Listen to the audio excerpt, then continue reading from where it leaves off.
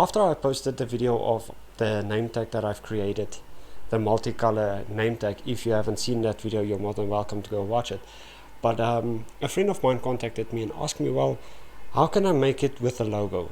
I like the name and everything, but how do you add a logo? So I decided to go to work and actually make a logo one and make a template that you can use yourself, teach you how to make the template, teach you how to use it, and to create your own type of logos. I actually like this type of coloring or this type of filament because it's UV activated. It looks pretty cool. So yeah, let's get into it.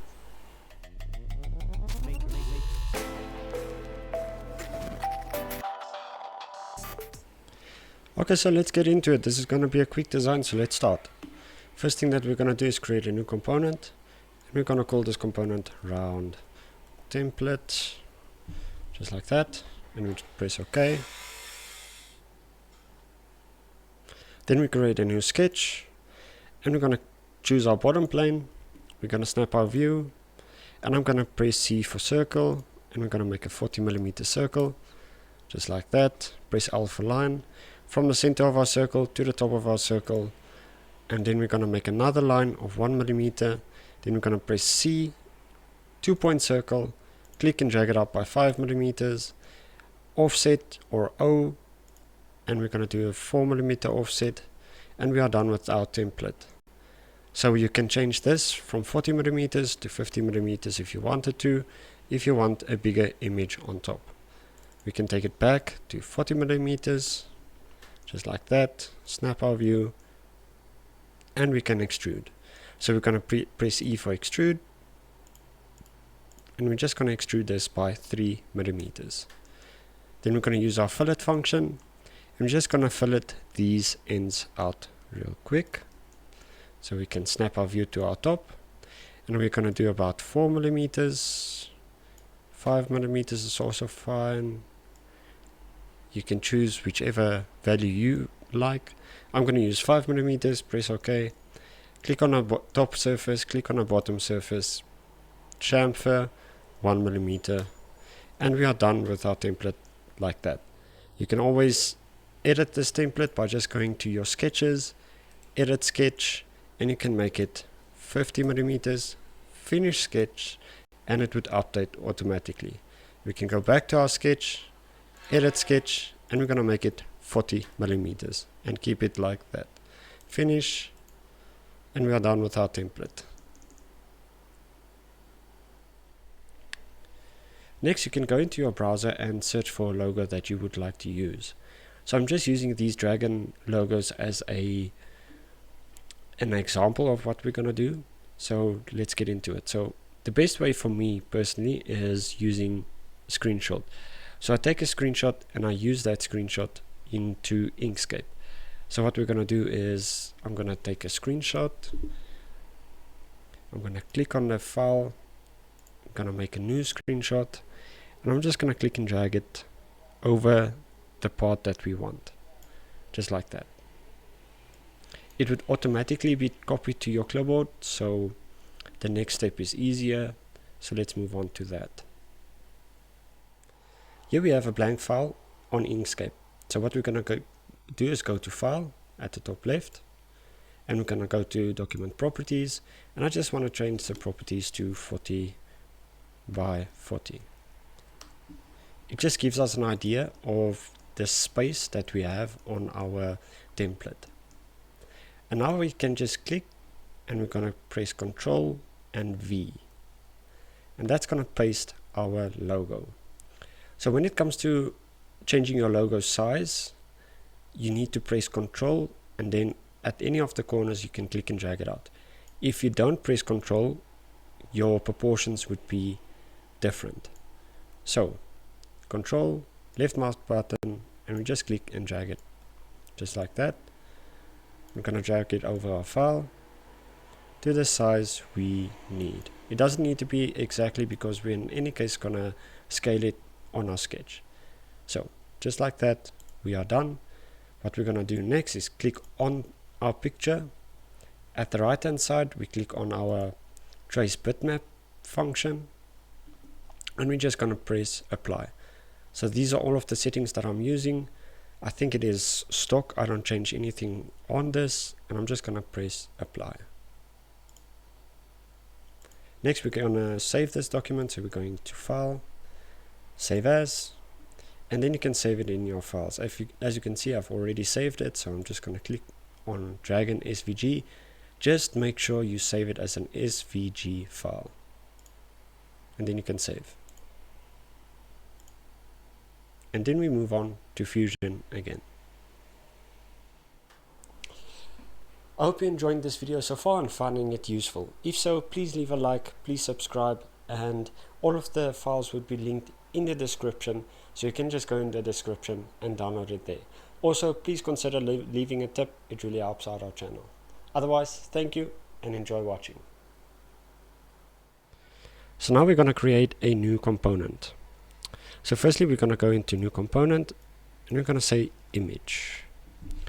If you intend to use a bunch of different types of images, I would suggest doing what I'm doing now. So under image, we're going to make a new component, and we're going to call this whatever logo you want to specify. So for me, it's dragon, and we just click OK. So if you ever want to use something else, so let's say dragon with tail, just as an example. So we're going to click on our main dragon firstly. We're going to go to insert SVG, and we're going to go find that file that we just saved. So dragon SVG, open, and on my top surface I'm going to click. I'm just going to flip it around, so you can use these mirror options to either flip it in horizontal or vertical lines. You can also use this block to move it around, and you can use this part to scale it up and down. So we're going to drag it out a bit, and we're going to scale it up, something like that. It's better to have your alignment ready to go as soon as you are done with aligning it now. So as soon as you've done aligning it, press OK. It's best to have it at its space where it is now. If you want to edit afterwards, I see sometimes Fusion 360 can be a bit laggy. So if you can do it now, it's much better. So we're just going to press OK. And we have our file done in that order. You can unlock all of these lines by just double clicking on them and selecting all of them, right clicking, fix unfix. You can move them around, but as I said, it can be a bit laggy. You can also extrude it and move the bodies around, which would cause less lag. So we have this one, and now we can just extrude. So we're going to extrude this whole file to 0.7. 0.7 millimeters is enough. You can do anything from 0.5 up to 1.5. The more you're going to add, the brighter it's going to be, but it's also going to be extruded more, which means it can break off easily. So it all just depends on what height you want. And we're just going to press OK. And we have our file done. But let's say you want to add another one, so we're going to go with the dragon with the tail. We're going to hide this dragon. We're going to insert an SVG, and I'm going to insert this other dragon file that I saved. And we're going to click on the top of our surface, and I'm going to try to align it as best I can without having to worry about alignment afterwards. So we just align it. I actually want it a bit smaller, bit bigger. You can also use all of these values to change whatever scale you want. I just use these because it's the fastest. And that looks about right.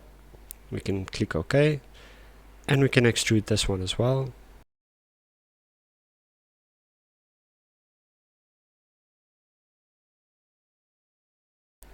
And press OK.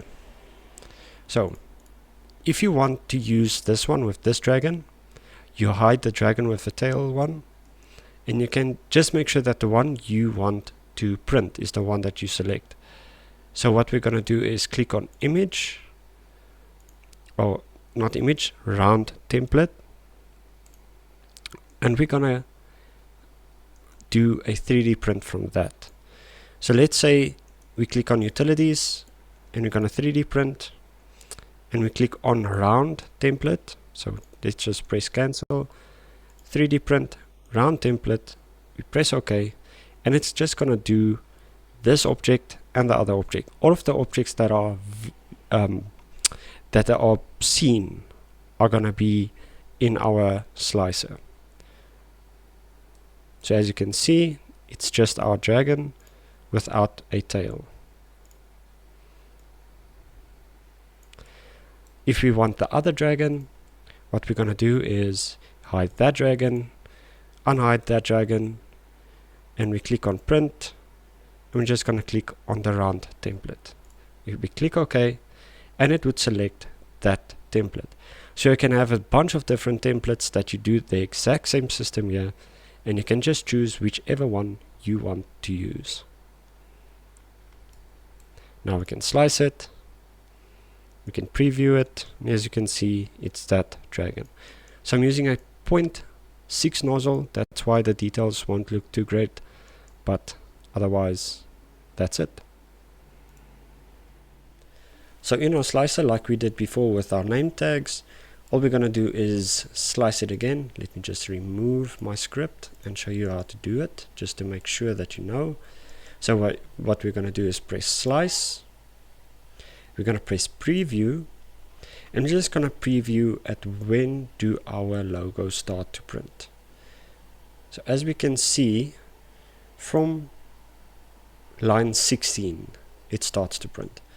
So what we're going to do now is go to extensions, go to post-processing, modify G-code, add script, pause at height, and we're going to say 16.